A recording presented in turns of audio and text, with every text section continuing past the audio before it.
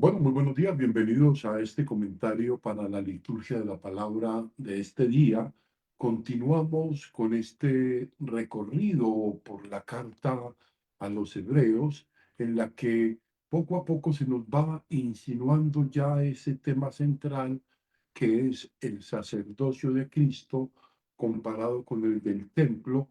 Y hemos dicho pues que esta dirección que nos propone la carta a los hebreos pues va aclarando a los procedentes del judaísmo que todavía tienen nostalgia de la ley de Moisés, de la organización religiosa que los, que los, eh, que los dirigía hacia ese encuentro con Dios, es ver un poco cómo en Cristo están cumplidas todas las promesas, el centro de la ley va a ser Cristo el centro de la vida, no va a ser el templo como tal, el centro de la vida, el vértice de la vida es Cristo. Cristo es el centro de la vida y a partir de ahí la ley, el templo y todo lo demás adquiere un sentido especial.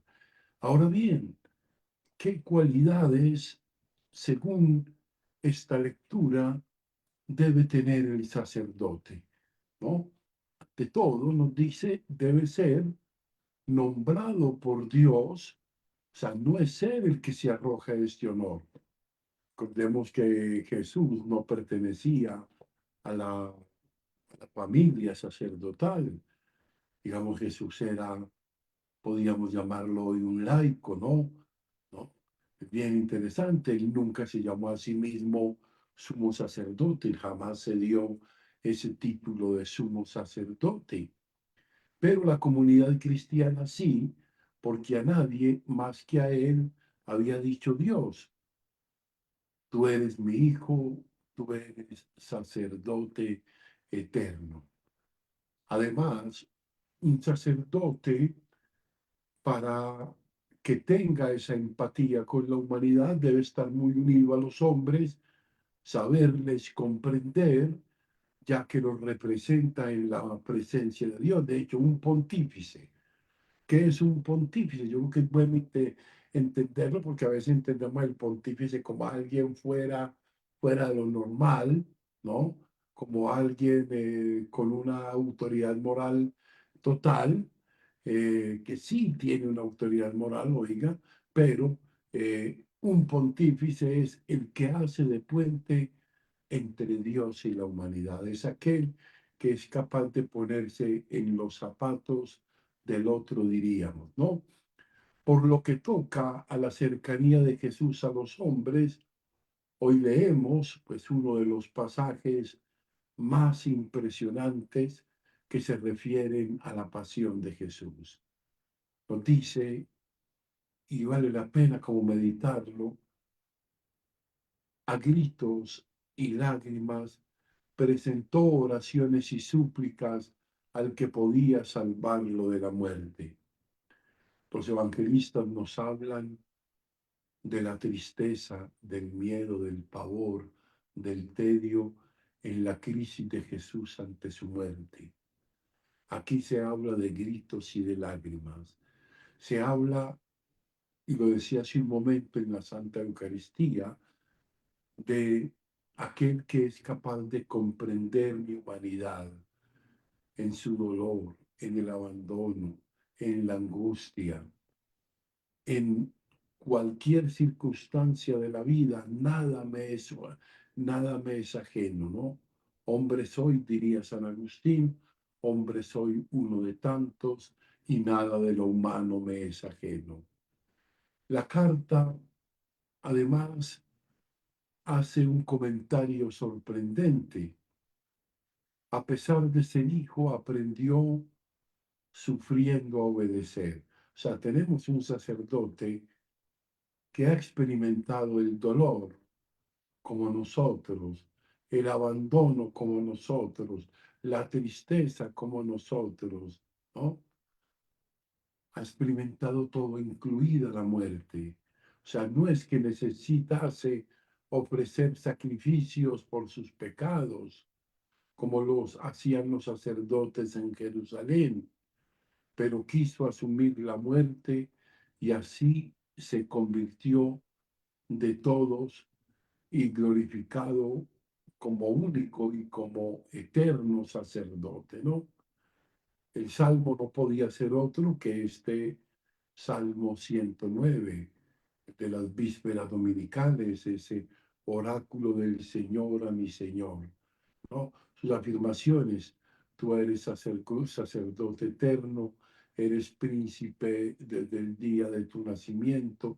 La comunidad cristiana ya lo aplicó desde el principio a Cristo Jesús, ¿no? Nosotros, por una parte, nos alegramos de tener un sacerdote así, que se ha entregado libremente por nosotros y ahora es el mediador por el que tenemos la puerta abierta hacia Dios. O sea, un sacerdote que sabe lo que es sufrir porque lo ha experimentado en su propia carne hasta la muerte trágica de la cruz. Un sacerdote que se ha solidarizado con nuestra condición humana hasta lo más profundo, eso nos da confianza en el camino. Por otra parte, cada uno de nosotros podíamos preguntarnos cuál es su propio estilo de mediador para con los demás, cómo intentamos colaborar con Cristo en la salvación del mundo. Entonces se pueden plantear algunas preguntas. ¿Somos comprensivos como Él? ¿Aceptamos a los demás tal cual son?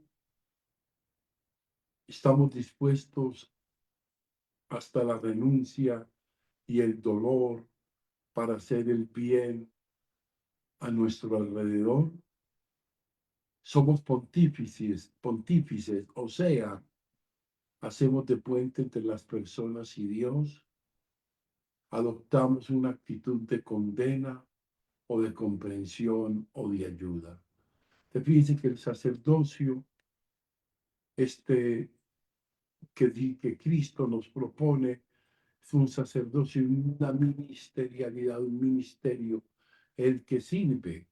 Y todos, pues recordemos que todos hemos sido bautizados y en la consagración bautismal hemos sido también consagrados como qué, como sacerdotes, exactamente.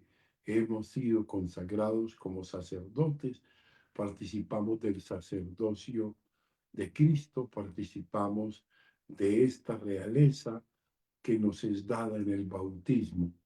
Pero también está el otro sacerdocio, que es el que ejercitamos nosotros, sacerdocio ministerial en vista a los sacramentos, a la reconciliación, en vista al ministerio ordenado, querido también por Cristo en los apóstoles y en una sucesión permanente a lo largo de más de 2000 años, ¿no?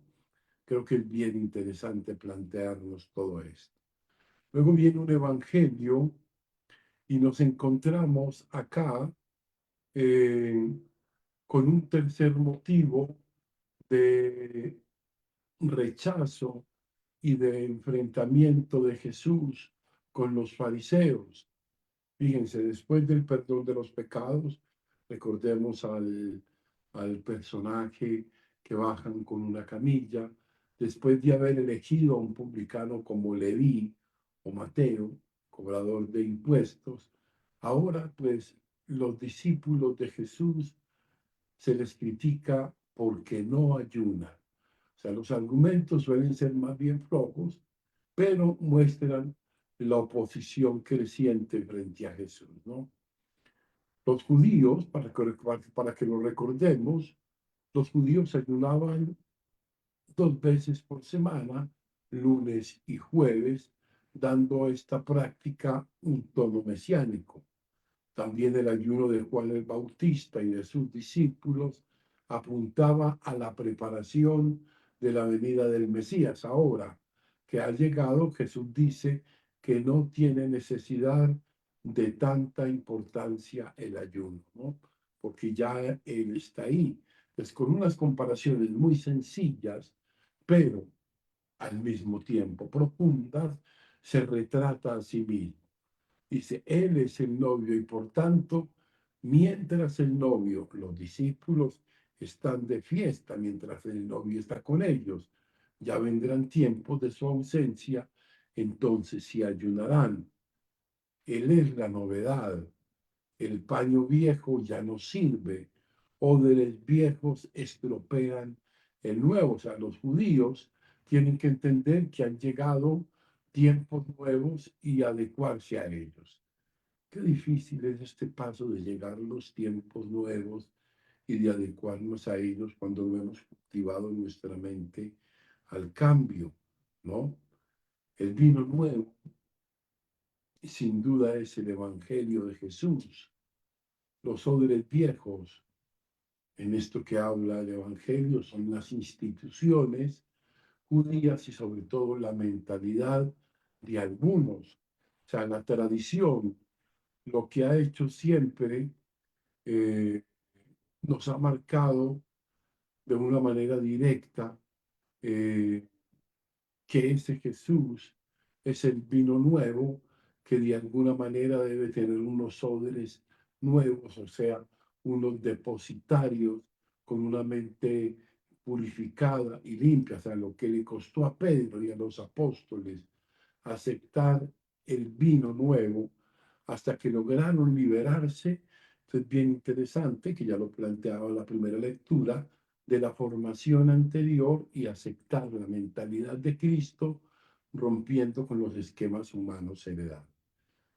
Se han rompido con muchos, se ha roto, perdón, con muchas situaciones y le pedimos al Señor entonces que nos siga acompañando. Entonces el ayuno sigue teniendo un sentido para nuestra vida como seguidores de Cristo. Esto está claro. El ayuno, lo decíamos también hace un momento, el ayuno hace parte de nuestro ser cercano a la memoria del Señor. O sea, tanto humana como cristianamente, nos hace bien a todos saber renunciar a algo y darlo a los demás, saber controlar nuestras apetencias y defendernos con la libertad interior de las continuas urgencias del mundo del consumo de bienes que no suelen ser precisamente necesarios. De hecho, muchas de las cosas que consumimos en el gran mercado no son necesarias, nos gustan, ¿no? Son simplemente a veces el hecho de que me guste se impone como criterio sobre el si verdaderamente lo necesito. Ahora bien, este ayuno no es absoluto. La primario es la fiesta, la alegría, la gracia y la comunión.